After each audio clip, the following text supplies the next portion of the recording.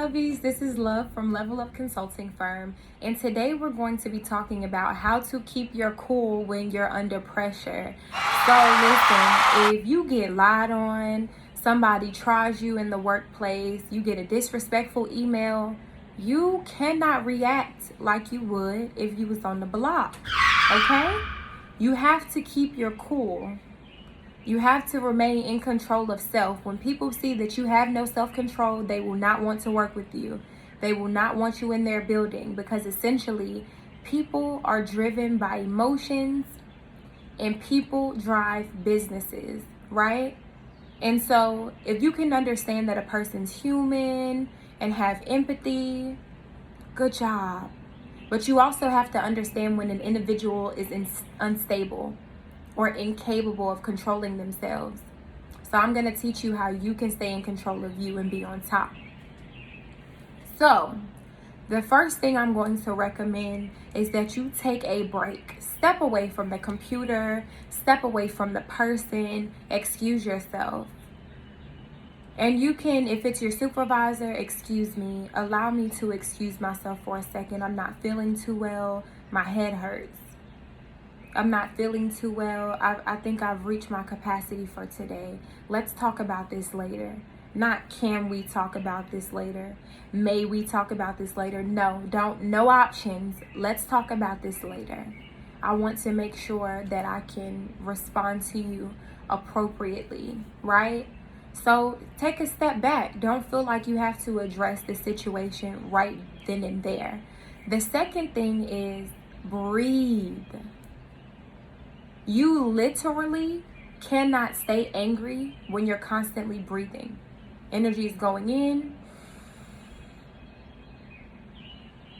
and energy is going out.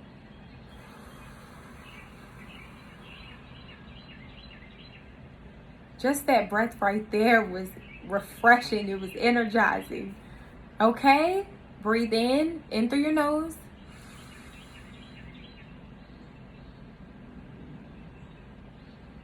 And out through your mouth. And your shoulders really shouldn't rise this much. I'm doing this for dramatic effect. Really, you should see the belly rise. So this is my belly.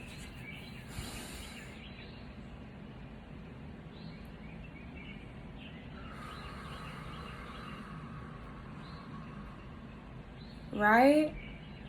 Allow yourself to breathe. Listen to some relaxing music is my third tip. Or listen to some type of guided meditation. But do something that's going to make you slow down and think. That's all you need is time to think, time to reflect. Okay? Just that space to be able to sit in the moment and to process how you feel and to process your thoughts. You can even get a journal. Write it down. I'm upset. My back was against the wall. I felt blindsided today. I didn't feel supported today. I felt angry today. I felt tried.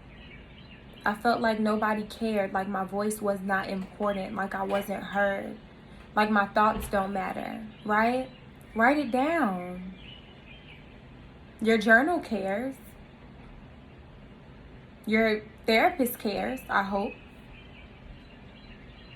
Maybe your best friend. Maybe you can vent to them. But allow yourself some time to process those emotions.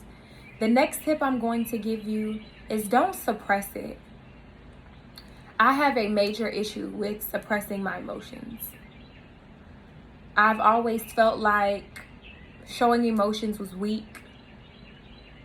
And not just with other people, because I don't like to show my emotions with other people either, but just displaying emotions in general, having emotions. I felt like that was weak, like I should be emotionless, because that's the type of society that we live in. Even in the music, oh, I don't trust these bees.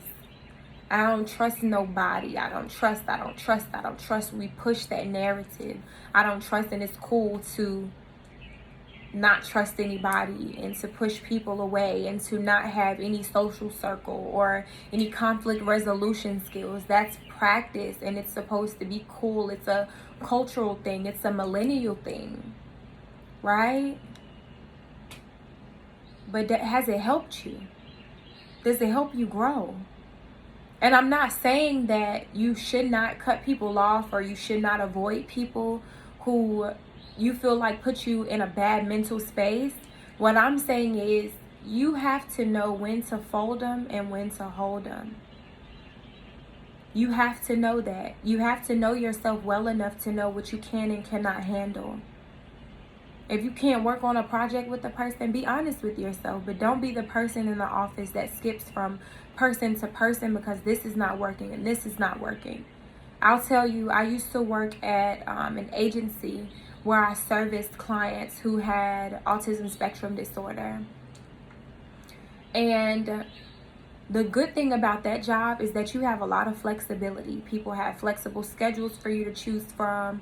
You might have a certain client who has an additional diagnosis or a special type of treatment plan where you get paid more. It's very flexible where you can add sort of your own personality, be able to hang out with them while you're going over their plans. And so it's a great job to have. In addition to it, there are so many people that need services.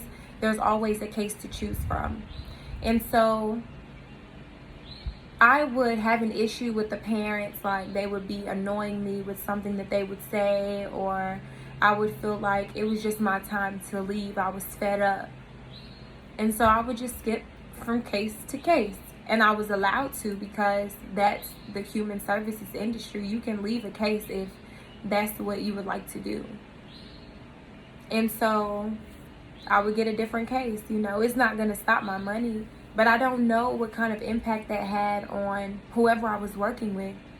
I don't know what kind of impact it had on the family. Did they ever find somebody who had a work ethic like mine and was up to par? I could have stayed there and I could have dealt with what it was, or I could have consulted one of my colleagues and asked, how would you handle this situation?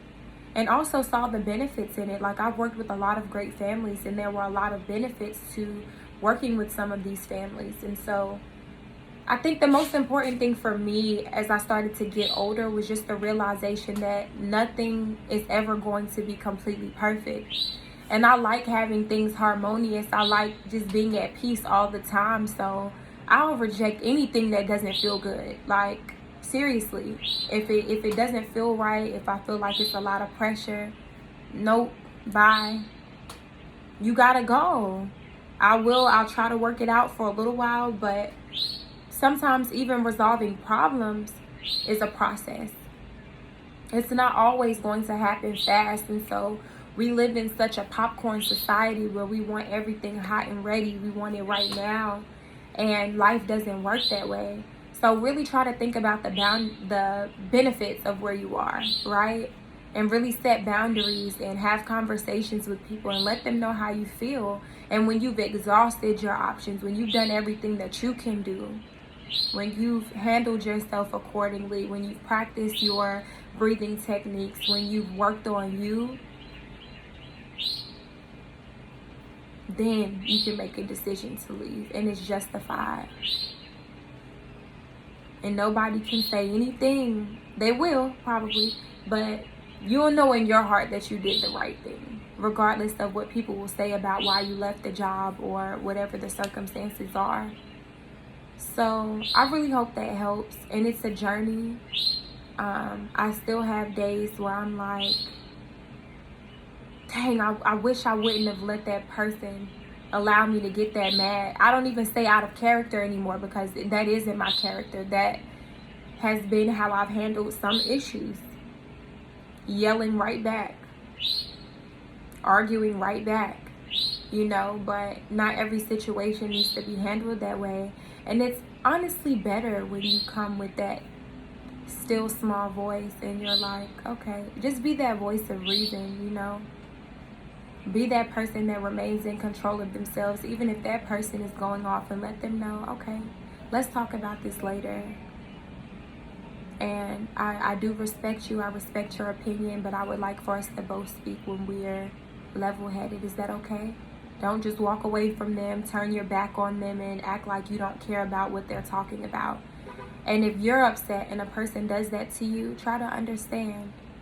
Slow down for a second and say, you know what? You're absolutely right. I am angry right now. We can definitely talk about this later. And I appreciate you for allowing me the opportunity to get my thoughts together and get my emotions together before we continue. Thank you. And move on. All right? So I hope this helped. Have a wonderful day. Keep your spirits high. Listen to the birds. Practice some breathing techniques. And if you need me, you know exactly how to reach me. Bye.